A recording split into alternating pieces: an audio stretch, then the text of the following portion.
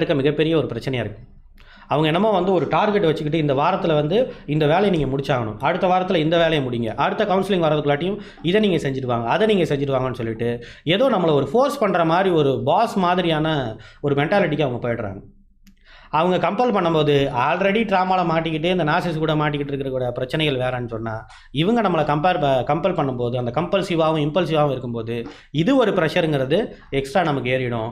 ஒட்டு மொத்தத்தில் அந்த கவுன்சிலிங் மாதிரியான விஷயங்கள், அந்த ட்ரீட்மெண்ட் பிளானுங்கிறது ஸ்பாயில் ஆகிறதுக்கு நிறைய வாய்ப்புகள் இருக்குது. பட் சைக்காலஜிஸ்ட் ஒரு எக்ஸ்பர்ட் என்றைக்குமே எப்படிப்பட்டவங்களா இருப்பாங்கன்னா, கண்டிப்பாக எம்பத்தட்டிக்கலாக இருப்பாங்க.